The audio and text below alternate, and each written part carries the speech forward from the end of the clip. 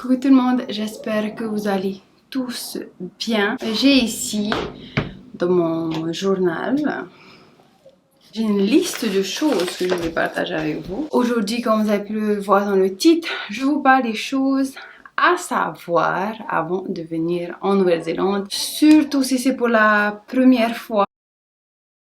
Ici en Nouvelle-Zélande, on conduit à gauche. Donc, si vous planifiez de conduire une voiture en Nouvelle-Zélande, mettez-vous déjà en tête que la conduite se passe à gauche, donc c'est à l'inverse de ce que nous on a à Tahiti, en Polynésie française, donc en France, en Amérique aussi je pense. Les magasins ici ouvrent entre 9h et 10h pour la plupart. Renseignez-vous sur internet, souvent vous pouvez mettre par exemple warehouse, Manukau, hours et ça va vous sortir les heures d'ouverture, de fermeture. L'école commence en Nouvelle-Zélande entre 8h45 et 9h et finit à 15h40, 2h45, 15h tous les jours de la semaine. Il n'y a pas de demi-journée. Donc, pensez à la circulation.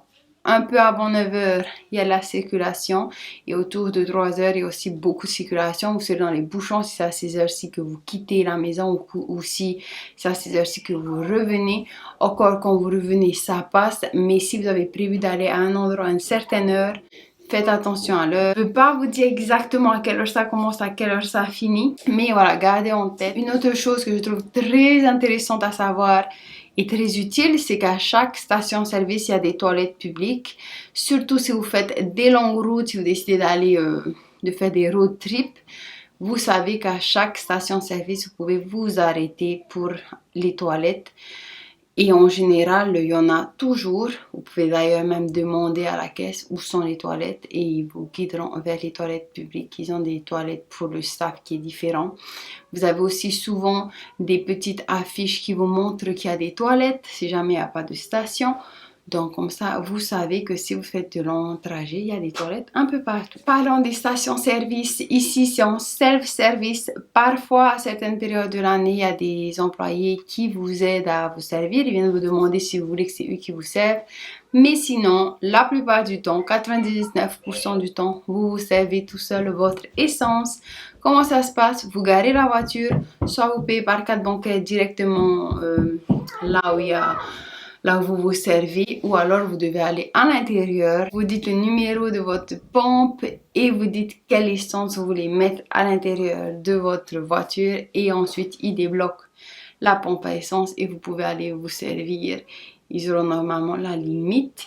Si toutefois vous payez directement à la carte, n'oubliez pas de mettre le chiffre, le montant de ce que vous voulez mettre dans votre voiture, sinon vous allez faire un plein. Donc faites attention à ce petit détail. Certains Kmart, certains warehouses ferment à minuit, ce qui peut être utile si toutefois vous avez une urgence que vous devez aller au magasin acheter certaines choses. Tous les autres magasins en général ferment plus tôt. Vous pouvez aller voir sur le net et taper Kmart Hours et là on vous mettra l'heure de Kmart et selon l'endroit où vous êtes, vous saurez si ce Kmart est ouvert ou pas jusqu'à minuit parce qu'il y a certains qui ne vont pas jusqu'à minuit, tout comme les warehouses. Si toutefois vous venez conduire ici en Nouvelle-Zélande et que vous voulez louer une voiture, il vous faudra impérativement le permis international. Vous pouvez conduire avec votre permis français jusqu'à 1 an ici en Nouvelle-Zélande. Cependant, récemment, il y a quelques années, les agences de voitures, de location de voitures, demandent impérativement le permis international ou alors peut-être demandez-leur par email au préalable si vous n'êtes pas sûr. Mais le permis international est important. Mais si toutefois vous allez emprunter une voiture d'un ami par exemple, dans ce cas, votre permis français peut passer. Vous pouvez montrer à la police si jamais vous faites arrêter. Normalement, ça passe. Ça passe tranquille. Lorsque vous venez ici, que vous allez à l'hôtel, n'oubliez jamais de demander à la réception ou à la personne avec qui vous êtes en contact pour votre réservation si toutefois ils ont des navettes qui vont de l'hôtel à l'aéroport et de l'aéroport à l'hôtel. Normalement, la plupart des hôtels, si ce n'est pas tous les hôtels, ont ça et c'est des navettes gratuites. Ça vous permet d'économiser pas mal d'argent, je trouve, pour vous rendre à votre hôtel et pour retourner à l'aéroport. Je ne pense pas qu'ils aient ça pour les motels et Airbnb. En tout cas, les Airbnb, c'est sûr. Pour les motels, je pense pas que c'est systématique, mais ça ne coûte rien de demander. Un truc très intéressant à savoir, c'est qu'ici en Nouvelle-Zélande, notamment sur Vanuatu, mais vraiment un peu partout maintenant, lorsque vous allez au feu rouge, il y a des personnes, des jeunes, des moins jeunes, qui viennent vous laver les vitres de votre voiture et en échange, ils veulent des pièces. 2 dollars, 1 dollar, 10 cents, peu importe. C'est important de savoir en fait que ce qu'ils font est contre la loi. Et donc les flics, la police essayent d'arrêter ça. Cependant, lorsque nous, on donne de l'argent, ça les encourage à continuer. Évidemment. Sachez que si jamais vous êtes pris en train de donner de l'argent à ces personnes, c'est vous qui devez payer l'amende parce que tout autant que eux n'ont pas le droit de faire ça, nous n'avons pas le droit de leur donner de l'argent. Bien sûr, il y a beaucoup de gens qui le font, mais sachez que dans la loi, vous ne devriez pas faire ça et je trouve que c'est important parce que parfois on ne sait pas. Moi, je ne savais pas jusqu'à ce qu'une amie me dise. Et d'ailleurs, si toutefois il lave votre vitre, vous pouvez tout simplement ne rien donner. Ou alors, avant même qu'il lave, en général, il vous regarde et vous fait un petit signe, vous avez juste à dire non. No, thank you.